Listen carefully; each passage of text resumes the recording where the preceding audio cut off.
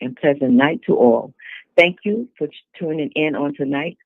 Um, I welcome you to Loosen the Cords That Bind, LLC. This is a for-profit business. My name is Dr. Eleanor Thompson, and I am the CEO of Loosen the Cords That Bind. Again, a for-profit business.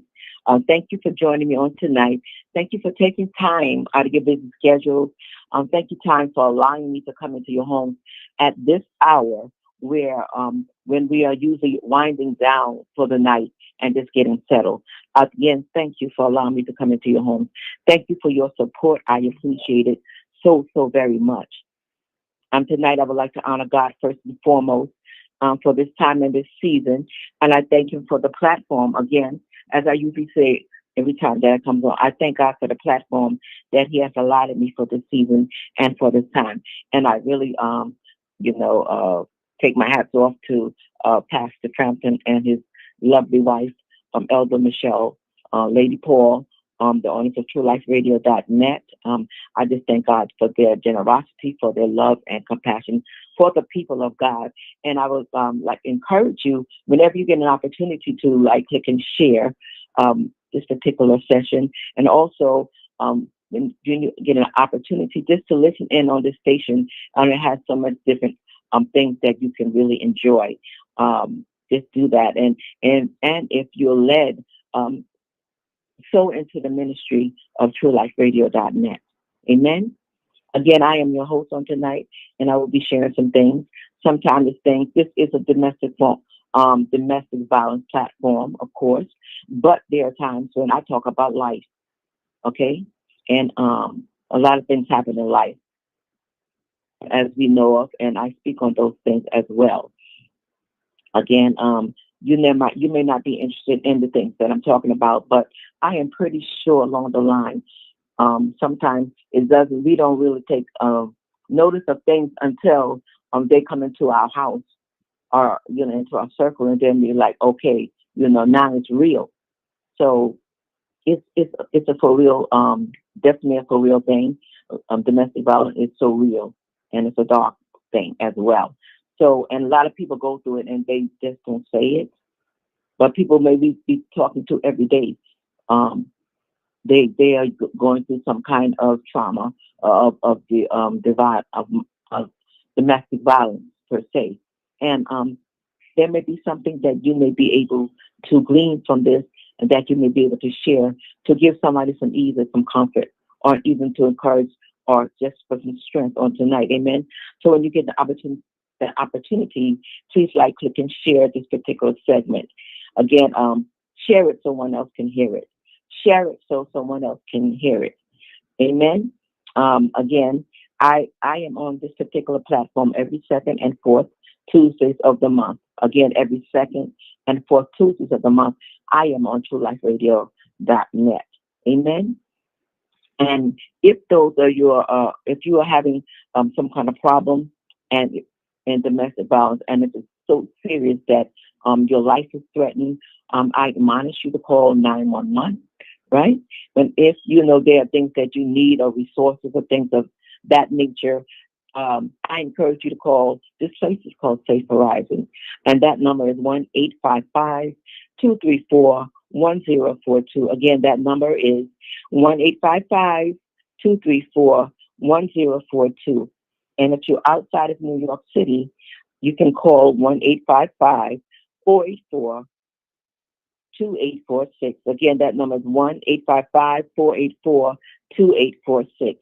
Now, if by any means that you need to reach out and touch me, or for some reason you want to ask a question, or you need resources, or it's something that I can guide you to, absolutely so.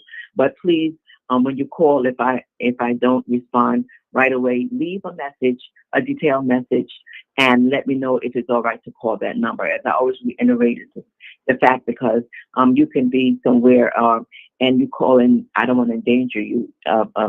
No kind of way to put your life in harm's way. So I need you to do that for me, please. Would you? I thank you so very much. Now, moving on tonight, I first of all, I'd like to apologize for the last session I had where there was where it was abruptly cut the session was abruptly cut off, and it wasn't due to TrueLifeRadio.net. It was due to Eleanor Thompson, .net. Okay, amen. So I apologize for that, whatever has happened, and that I thank you for that, just for listening. Okay. And I don't know why there's no sound. Someone said there's no sound. Please let me know. So whatever the case may be, because I don't know why there isn't a sound coming forth. Amen. Now, last time I was talking about, so really what I'm going to do is I'm going to do this particular segment over again. So if you hear repetition, it's because I have said it before, previously. Amen. So what now I'm going to do is, like before, like I had started out saying that I've been on a little roll with the subject on rape. And I was talking about women, I was talking about trauma and the different things that women may go through and all the other things that's connected to it. But however, I was led to go forth with talking about male abuse, because women are not the only ones who get raped, even though it's not really reported because of just different stigmas, or as you say, and some stigmas could be shame, they're scarred, disgrace and dishonor. So men, because they're macho and sometimes they're prideful. Women are prideful as well, but because men, they have a certain status that they have to keep. And to say that, it makes them kind of feel less than. So we're not hitting on the brothers at all for that. Amen. So tonight I will be talking about some myths and facts about male abuse. Now, before I can get into this, let me remind you that also our society is well aware of female victims. Often male victims of sexual assault are sometimes forgotten or neglected because of shame, as I said, stigma, and the likes, right? Did you know that 1 in every 6 boys is sexually abused before their 18th birthday? Did you know that? Because a lot of times these are those years are so precious to them, and it seems to happen, and which leaves them with a lasting effect. And if they don't get counseling or whatever, sometimes it leads to bad things that happen to them, and everything that's connected to them or they come in touch with, if it's not dealt with in a way. Because you said, well, between 1 and 6, before their 18th birthday, yes, because we leave our children, different people. I mind you, don't do that. Even this family, know your family, know them well. As I will say for now, know them and know them well. Don't just leave them, drop them off, and ride into the sunset, because you're going to have to deal with that damage with later on. Amen. But I'm just getting started. So, okay, this number rises to 1 in 4 men who experience unwanted sexual events across their lifetime. Right? And to wrap your head around this, basically saying that, imagine again a stadium, a football stadium per se, filled with 100,000 seats. And if the audience was solely male, that would mean that at least 2,500 men have been or will be sexually assaulted. It's staggering, isn't it? Now, according to the article that I was reading, it stated that although the public and some health providers hear the words men and sexual assault and automatically assume the words men and sexual assault, what I would say, that men are the perpetrators. Now, it's difficult to see men as the targets of sexual violence, right? But it's also true that the men see themselves as victims or as someone that has been abused.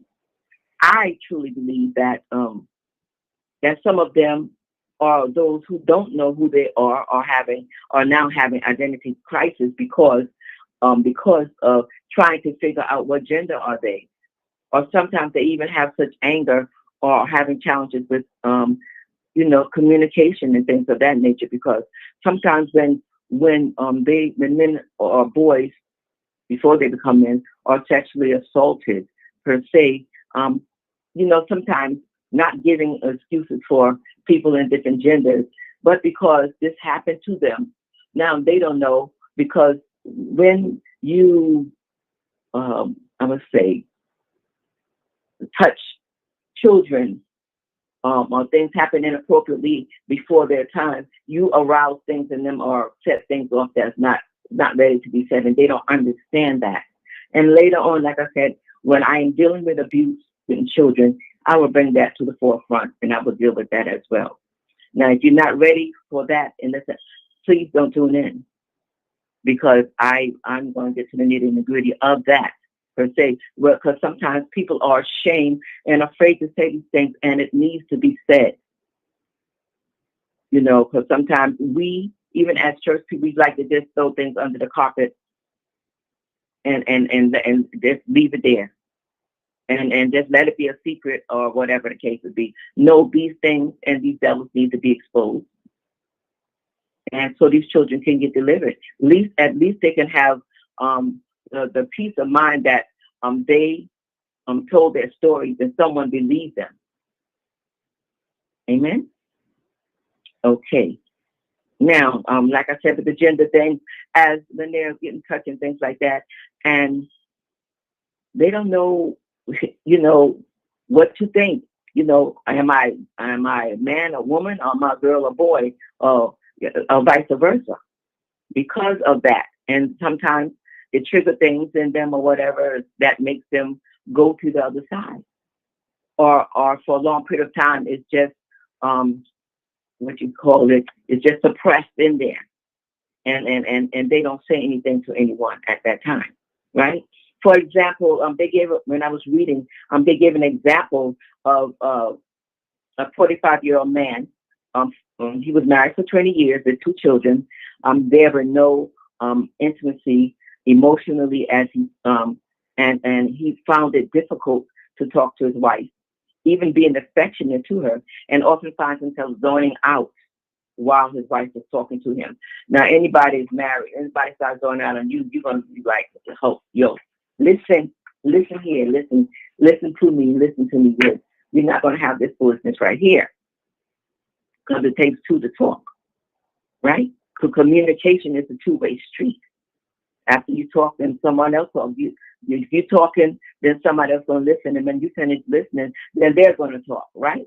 So everybody's going to have their chance, right? But when you're the only one that's talking or speaking or conversating, you cannot have that. Listen, kitty cat, move out of the way. Thank you. Sorry, people. Another behavior noticeable was that Bill, the guy's name was Bill, was the guy named, and he expressed that it was difficult to hold on to jobs more than a year, and often due to angry outbursts and irritability that were difficult to control, right?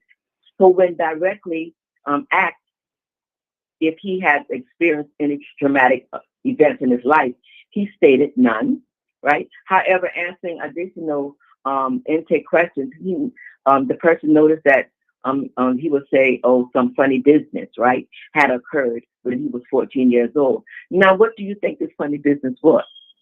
A word, right? Listen, stop it. Okay. So what do you think that funny business was, right? When he was 14, he said the next door neighbor touched him inappropriately. Furthermore, it's hard for men to recognize and acknowledge the occurrence of this type of trauma, subsequent mental health problems as well, and how to help them out. Do know that there are some traumatic events are higher in incidence for as mental health consequences as a result of that, because sometimes children, when they are traumatized, things like that, and especially if someone's close to you, because their children have trusting hearts, they have trusting spirits, they trust people, especially if you're family, right? And everybody's good with each other. of course, you're going to trust them. You're going to trust that uncle. You're going to trust that auntie, or that brother, or that sister. It could be anyone in that circle that could tear them up, right? It could be the neighbor next door. So you have to be careful about your children, even though they could say that you let them say that you paranoid. Be paranoid and let your child be safe. And if they get mad, oh so well. Let them be angry. But one thing, that your child is safe, and you don't have to worry about that, dealing with that thing later on, where that they may cause your child to have a mental breakdown as well. Because I've seen that working in a mental hospital, whereas these things where parents abuse their children, fathers, brothers, uncles, even sisters as well.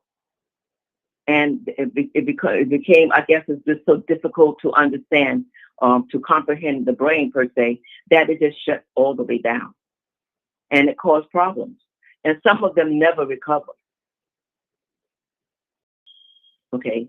So again, do know that there are traumatic events that are really that are higher in incidence than others, because it gets to the point, and there was at a point where they felt that why would my relatives or my father or my brother or sister, why would they do this to me? So a lot of times this led to suicide ideation, where they wanted to kill themselves. Constantly they had to be on a suicide watch, or they would try to harm themselves, and by swallowing things, objects, sharp objects. How about undoing a paper clip and letting it and swallowing that, coins, all kinds of craziness. Or they would scrape themselves, or inflict injury, self-injury, trying to cut themselves with, and they find the darndest thing to do it, but it happens. So we got to be so well aware and so up on that, so that we can make sure that we protect our children at any cost. Right now, sexual trauma packs a whole wallop compared with other traumatic experiences. Right, the probability of having negative consequences is much higher with sexual abuse compared with most other traumatic events. Right. These individuals who experience sexual abuse or assault at risk for a wide range of medical or psychological behavior, and also sexual behaviors. So they come in different ways: medical, psychological, as well as sexual behaviors. Now, men, going back to the men who have experienced sexual abuse and assault may have prominent, I would say, or extended psychological symptoms that are not easily captured. What do I mean? Whereas for captured means gained or collected, seized or gathered. In any in fact, in any one psychiatric diagnosis, what are you talking about? And what I'm talking about is that the men who have experienced sexual assault or have been sexually assaulted often have buckets of seething anger. What do I mean? This never leaves them, but especially comes out when they are feeling threatened or betrayed. Right? Another example of men who have experienced sexual abuse and assault and have difficulties with sexual functioning, such as a low sex drive or erectile problems, which not only affects their self-esteem and sense of manhood, but also interferes with intimate relationships. Now, going back to that, the fact is that sometimes, because if a man has been violated by, say he's been in jail, but not all men, we can't just say men just get raped in jail, but that's one of the big things back there is getting raped in jail. But there are other things that have been raped before, or they could be like in colleges and things of that nature that happen. Sometimes in fraternities and different things, all kind of craziness happens. Or even going back further down the line when they were younger, And so, especially, they don't know how to feel. So sometimes that just makes this be a turn off, per se, with that. And it's hard for them to function or to get in that sexual kind of mindset, to get an erection, per se. Let's be plain and blank about that so we can move on from there. Right. And so we know that the men, they I would say, value so much in their sexual powers, is, I would say, more so than anything else. And if they feel that they cannot be, that sexual person or whatever, then there's no life. There's no hope, because that's what it's all about. And they feel like they're less than men, that they cannot perform sexually, right? So, which brings in the intimate relationships, right? Now, with all of this, men who have experienced this may also feel unable, I would say, to give or feel love or happiness, right? And effects that vary, which into their very aspect of their life, right?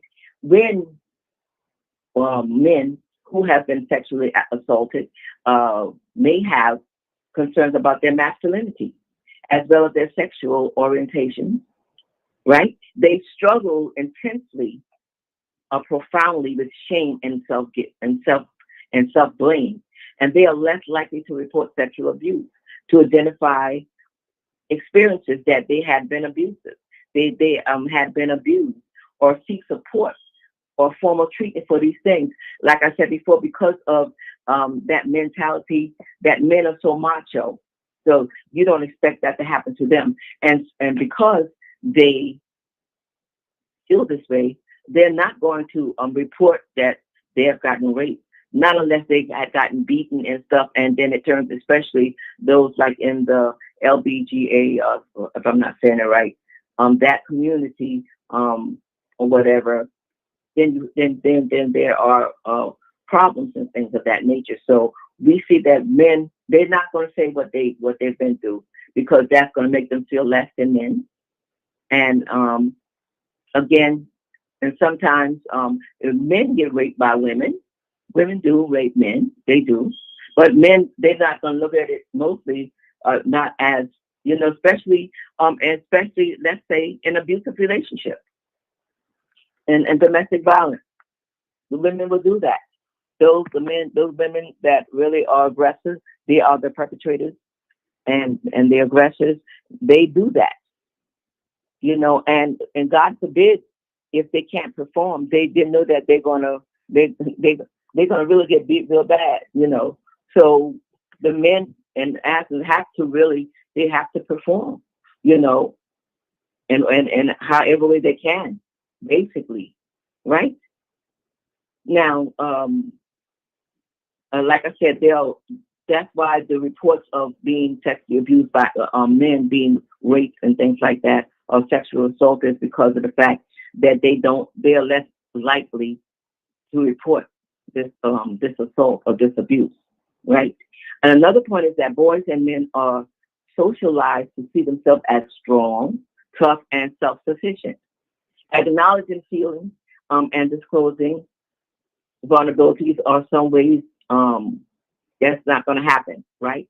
It doesn't fit the masculine role of that when they disclose those kind of feelings.